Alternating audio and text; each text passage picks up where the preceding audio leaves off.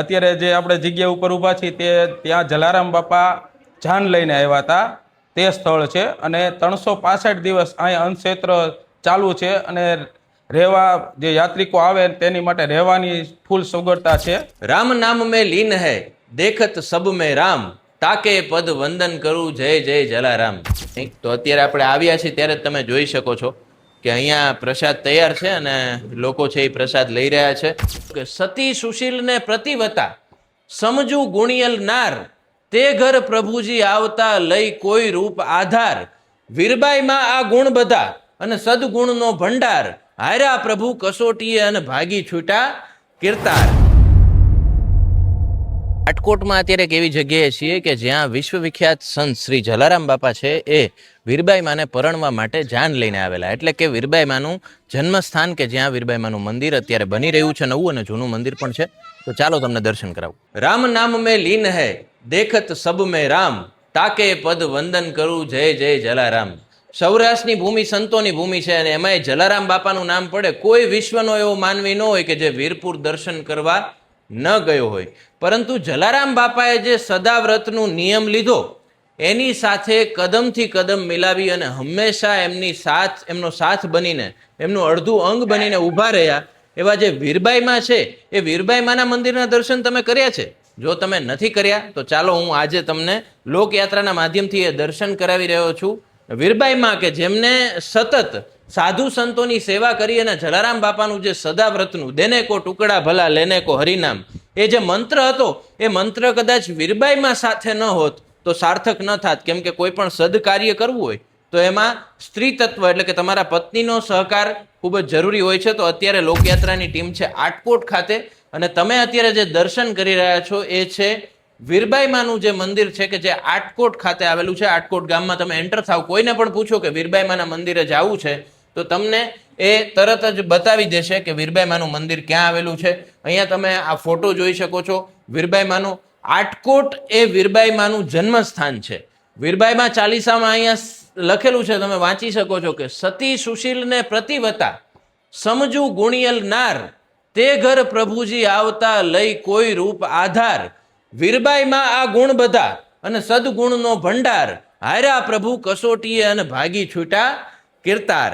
પરિબ્રહ્મ નારાયણ જ્યારે જલારામ બાપાની પરીક્ષા કરવા આવ્યા અને કીધું કે તમારા પત્નીનું મને સેવા માટે દાન કરો, એક પણ પળનો વિચાર જ્યારે વીરબાઈમાએ ન કર્યો અને કીધું કે હું તો તમારા ઘરે તમારી સેવા માટે જ આવી છું, તમે જ્યાં મને સેવા કરવા માટે મોકલો ત્યાં મારે જવું જ પડે એમ કહી એક પણ પળનો વિચાર કર્યા વગર, પ્રસંગ જાણીતો છે, આપ બધા જાણો છો કે સાધુની સાથે ચાલી નીકળ્યા અને ઝાંપામાં જોડીને ધોકો દઈ અને પ્રભુ છે એને ભાગવું પડ્યું, કેમ કે સાચી કસોટી છે એ હંમેશા સોનાની જ થાય, પણ એ કસોટીમાં પાર ઉતર્યા અને આજે પણ સમગ્ર વિશ્વ છે જલારામ બાપાને પૂજે છે, માને છે, પણ વીરબાઈ માના મંદિરના દર્શન તમને કરાવી રહ્યા છે। અને મારી સાથે અહીંયા આટકોટથી જ ભાઈ જોડાયા છે। ભાઈ, શું નામ છે આપનું? મારું નામ મેહુલ ગોંધિયા।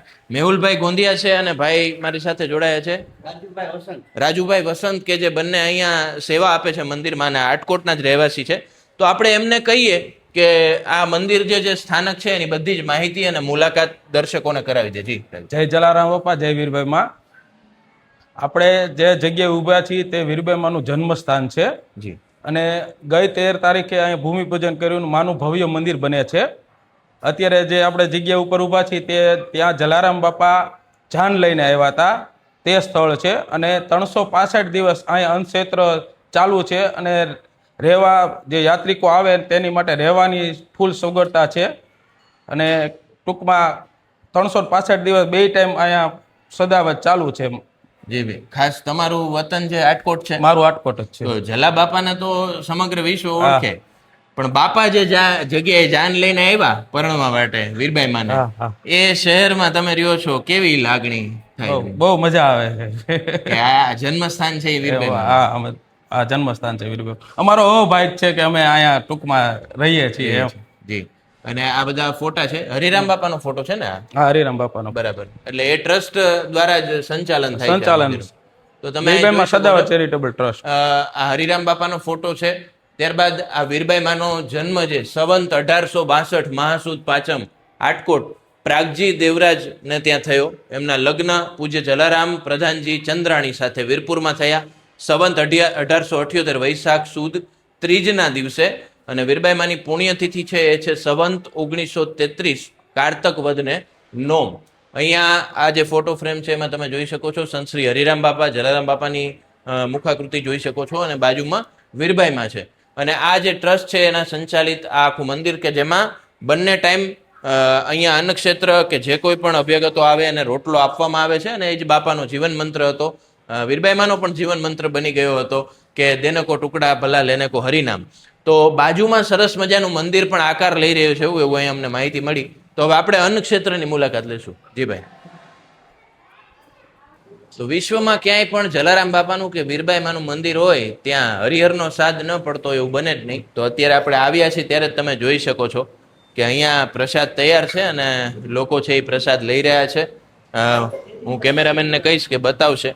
જુઓ, પ્રસાદમાં સરસ મજાના ભાત છે, બુંદી છે, ગાંઠિયા છે, મરચા છે, અથાણું છે, દાળ છે, શાક છે, રોટલી છે, સરસ મજાની થાળી છે એ પણ તૈયાર છે, અને લોકો પ્રસાદ ગ્રહણ કરી રહ્યા છે. બંને સમય છે એ અહીંયા સરસ મજાનું અન્નક્ષેત્ર ચાલે છે, અને ખાસ કરીને તો આજુબાજુના જે લોકો છે એ અહીંયા સેવા પણ આપવા માટે આવતા હોય છે. અહીંયા તમે કોઈ પણ વ્યક્તિને જો પોતાને ભોજન તિથિ આપવી હોય સેવામાં તો પણ આપી શકે છે. અહીંયા તમે જોઈ શકો છો કે આજનું જે ભોજન છે તો અહીંયા એનું નામ છે, અને જેમના તરફથી આજનું ભોજન મિષ્ટાન ભોજન છે. એટલે આ જે સેવા યજ્ઞ ચાલે છે એમાં કોઈને પણ સહભાગી થવું હોય તો એ પણ થઈ શકે છે. ખાસ તો આ સેવાનો યજ્ઞ છે અવિરત ચાલે એના માટે પ્રયત્નો થાય એવો લોકયાત્રાનો પણ આપ સૌને નમ્ર વિનંતી છે, અને આપ પણ અહીંયા જોડાઈ શકો છો.